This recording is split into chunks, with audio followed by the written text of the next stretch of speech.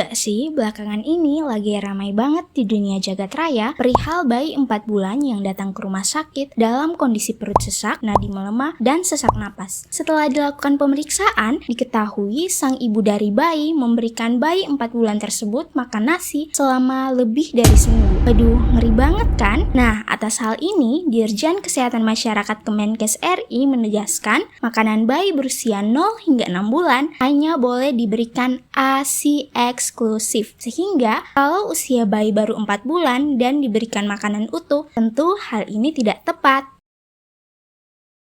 Nah, Mams, ada juga nih kasus pada balita, yaitu stigma masyarakat terhadap balita yang kurus dianggap sebagai tanda gizi kurang.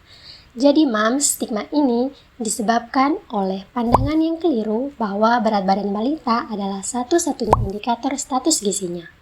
Padahal nih, Mams, sebenarnya terdapat faktor lain loh yang dapat mempengaruhi berat badan balita, yaitu faktor genetik dan tingkat aktivitas fisik.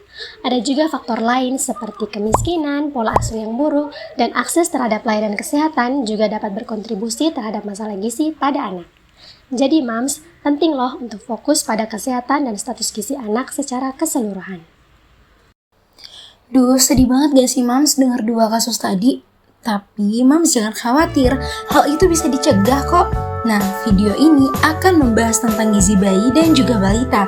Simak baik-baik ya Mams. Gizi bayi dan balita sangat penting untuk mendukung pertumbuhan dan juga perkembangan. Oleh sebab itu, diperlukan asupan yang cukup agar kebutuhan tersebut dapat tercukupi. Nah, gizi pada bayi dan balita itu berbeda loh Mams. Gizi pada bayi membutuhkan asupan energi yang cukup untuk mendukung pertumbuhan dan juga aktivitas fisik mereka. Nah, pada kondisi ini, ASI disarankan sebagai sumber nutrisi utama untuk bayi hingga usia 6 bulan. Bayi memerlukan nutrisi esensial seperti protein, lemak, karbohidrat, vitamin, dan juga mineral untuk perkembangan otak, tulang, dan juga organ tubuh mereka.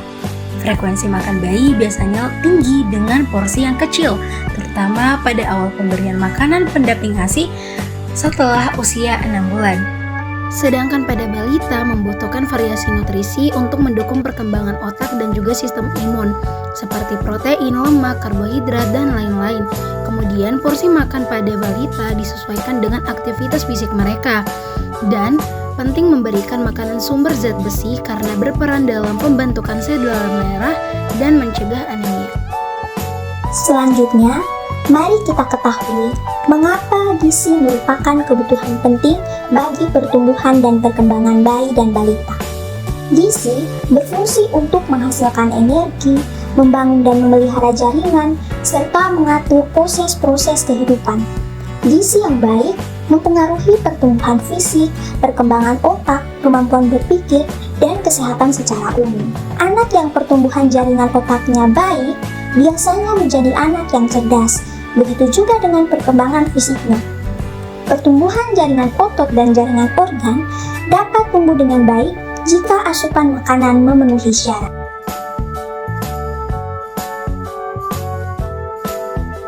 Mams tahu nggak sih, sekitar 50% kandungan dalam ASI adalah lemak. Lemak inilah yang sangat diperlukan bayi dalam proses pertumbuhan dan perkembangannya. Selain lemak, ada pula kandungan lain dalam ASI seperti karbohidrat, protein, garam dan mineral, Lactobacillus bifidus, laktoferin, antibodi, dan imunitas seluler.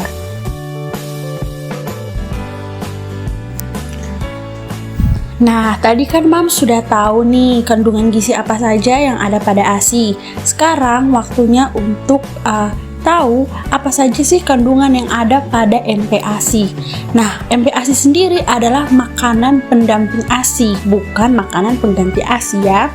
Nah, makanan pendamping ASI itu diberikan setelah bayi itu berusia 6 bulan. Nah, kandungan-kandungan yang ada pada MPASI itu ada karbohidrat. Nah, karbohidrat sendiri itu didapat dari nasi, bubur, kentang, jagung, dan juga roti. Lalu ada protein. Nah, pada protein sendiri itu ada diperoleh dari daging, telur, susu. Lalu untuk lemak itu didapat dari minyak, susu, kacang-kacangan. Terus ada juga vitamin yang diperoleh dari buah-buahan, sayuran. Lalu ada juga mineral. Nah, mineral sendiri itu didapat juga dari buah-buahan, sayuran, dan juga susu. Selanjutnya, pasti ada nih mams yang bertanya, bagaimana sih cara menjaga dan memenuhi gizi pada bayi dan balita? Yang pertama, bayi. Tahukah mams bahwa kebutuhan zat gizi pada bayi berusia 0-6 bulan dapat dipenuhi melalui ASI saja loh? Karena makanan terbaik bagi bayi adalah air susu ibu atau ASI.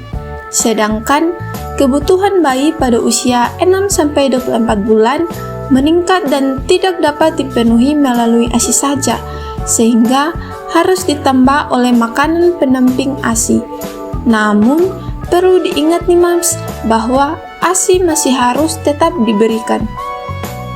Kemudian balita. Ada beberapa hal yang perlu diperhatikan untuk memenuhi serta menjaga gizi pada balita agar tetap seimbang. Yang pertama, mengonsumsi 5 kelompok pangan setiap kali makan. Kelima kelompok pangan tersebut adalah makanan pokok, lauk pauk, sayuran, buah-buahan, dan juga minuman.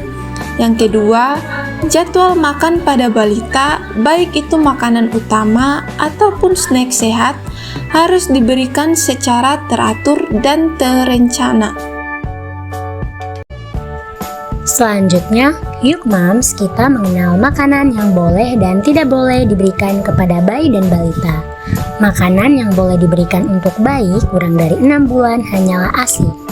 ASI adalah satu-satunya makanan yang dibutuhkan bayi usia 0-3 bulan sampai setidaknya 6 bulan. Makanan pendamping ASI setelah bayi berusia 6 bulan adalah sayur dan buah yang dihaluskan seperti kentang, apel, dan pisang, dan juga bisa diberikan bubur atau nasi yang dihaluskan.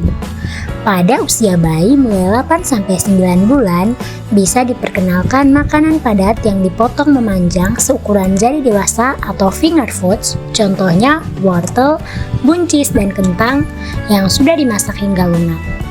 Menu yang bisa diberikan saat bayi mencapai usia 12 bulan atau 1 tahun adalah 3-4 porsi nasi, kentang atau roti, 3-4 porsi sayur dan buah potong, serta 2 porsi ikan, telur atau daging.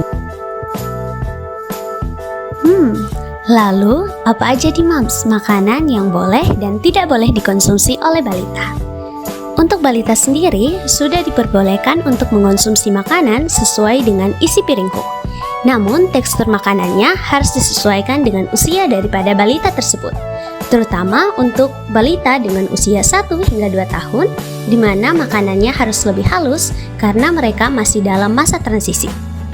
Makanan yang diperbolehkan untuk balita, diantaranya sayuran berdaun hijau, daging, buah-buahan, serta kacang-kacangan. Sedangkan makanan yang tidak diperbolehkan untuk balita, diantaranya makanan mentah, susu formula yang terlalu sering diberikan kepada balita di atas 1 tahun, makanan yang terlalu besar dan licin, serta makanan atau minuman yang banyak mengandung bahan pengawet, pewarna, pemutih, dan MSG yang tinggi.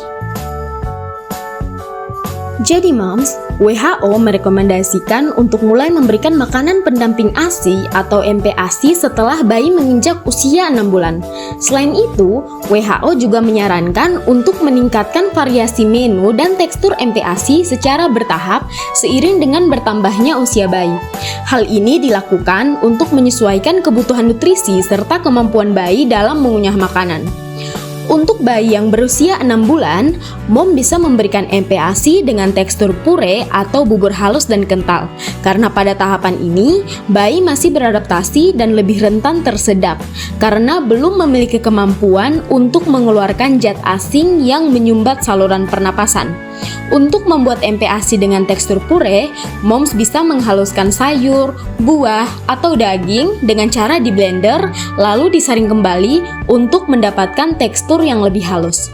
Setelah menginjak usia 7-9 bulan, bayi sudah diperbolehkan untuk mencoba makanan yang bertekstur lebih padat. Moms hanya perlu memblender makanan hingga teksturnya sedikit halus dan tidak perlu menyaringnya kembali. Atau tahapan tekstur MPASI ini juga bisa berupa makanan yang ditumbuk atau dilumatkan. Pada usia 9-12 bulan, mom sudah dapat mengenalkan makanan yang dicincang halus, dicincang kasar, dan makanan yang dapat digenggam oleh si kecil. Misalnya, seperti daging cincang, potongan alpukat kecil, atau tahu sebesar 1 ruas jari. Menginjak usia 12-24 bulan, anak sudah bisa beradaptasi dengan berbagai tekstur makanan, sehingga diperbolehkan untuk mengkonsumsi makanan keluarga. Jadi, si kecil sudah bisa mengkonsumsi makanan yang anggota keluarga lainnya makan. Namun, yang perlu moms ketahui adalah bahwa kemampuan mengunyah pada anak usia 12-24 bulan masih belum sempurna, sehingga tidak perlu khawatir jika si kecil makan dengan berantakan.